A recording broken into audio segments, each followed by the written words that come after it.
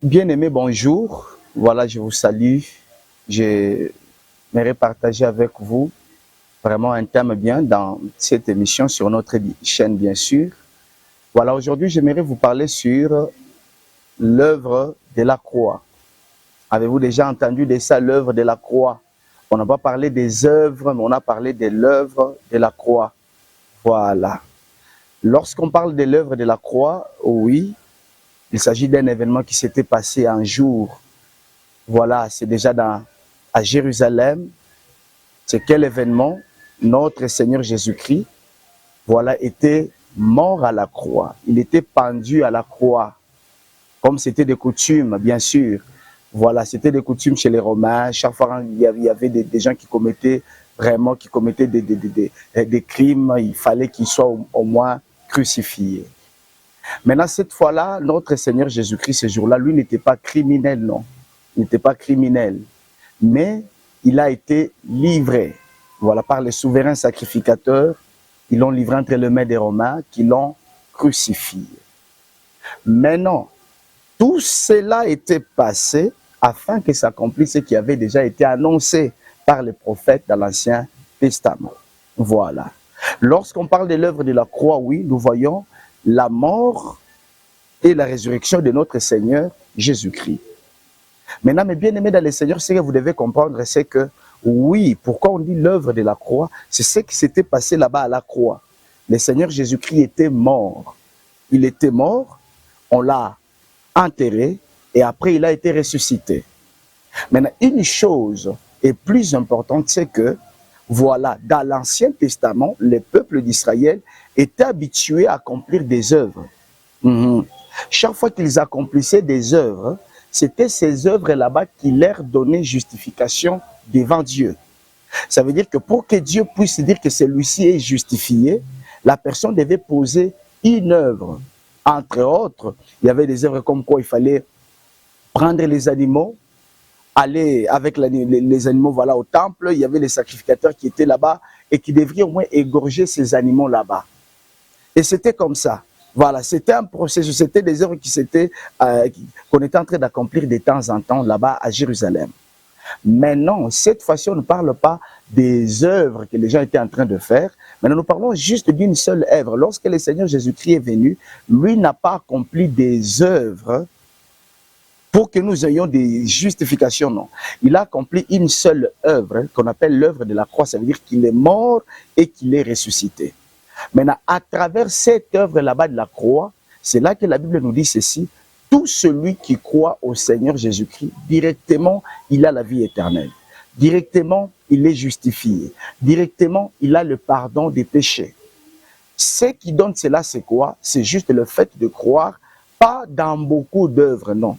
C'est juste le fait de croire en une seule œuvre. Voilà, qui est l'œuvre de la croix. Lorsqu'on parle de l'œuvre de la croix, nous voyons la mort et la résurrection de notre Seigneur Jésus-Christ.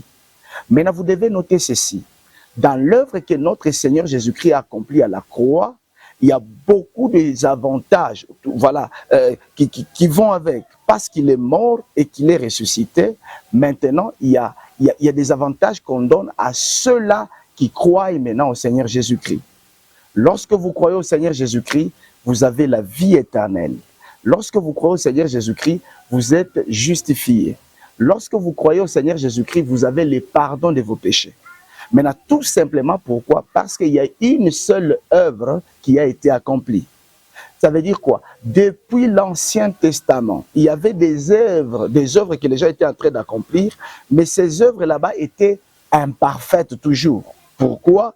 La personne qui devait accomplir cette œuvre-là, par exemple les sacrificateurs, il entre dans le lieu saint. Lui qui devait entrer là-bas, il devait entrer non seulement pour les péchés du peuple d'Israël, il devait entrer même pour ses péchés aussi. Voilà.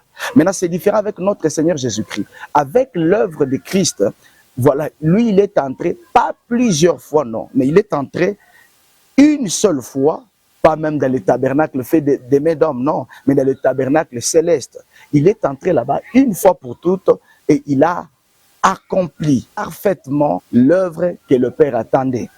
Cette fois-là, pour que Dieu nous justifie, il n'a pas besoin de nos œuvres à nous, non. Pour que Dieu nous justifie, il a besoin de l'œuvre de son Fils, qui est Jésus-Christ. Voilà pourquoi, dans la parole de Dieu, vous verrez qu'il est recommandé de croire en Jésus-Christ. Si vous croyez en Jésus-Christ, son œuvre-là qu'il lui a accomplie à la croix a d'impact maintenant sur votre vie. Voyez-vous? Voilà. Si vous croyez au Seigneur Jésus-Christ, quand Dieu va vous regarder, vous, il va voir Jésus-Christ en vous. Il va voir son œuvre en lui. Or, rappelez-vous ce que je venais de vous dire. Il n'y a que l'œuvre de Jésus-Christ qui peut vous justifier. Il n'y a que l'œuvre de Jésus-Christ à la croix qui est capable de vous donner la vie éternelle. Pourquoi? Rappelez-vous, à la croix, le Seigneur Jésus-Christ a dit que tout est accompli. Voilà. Il a accompli une seule œuvre. Juste une seule œuvre qu'il lui a accomplie et qui a terminé tout ce qui était comme condamnation. Voilà. Comme la Bible dit que tous ont péché et sont privés de la gloire de Dieu. Voilà. La Bible dit encore que comme par un seul homme, le péché est entré dans le monde, j'aimerais encore nous dire que par un seul homme, voilà, nous avons la vie éternelle.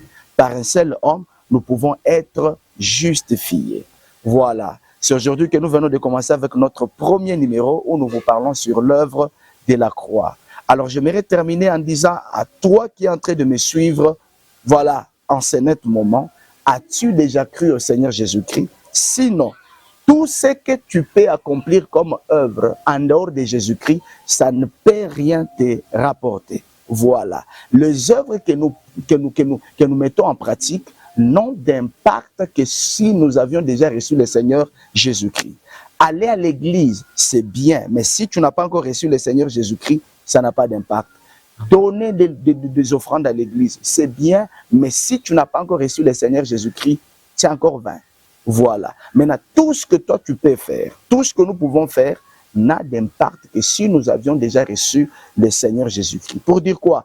Il n'y a qu'une seule œuvre sur laquelle doit poser toutes nos œuvres que nous devons accomplir. C'est les œuvres, c'est plutôt l'œuvre de la croix.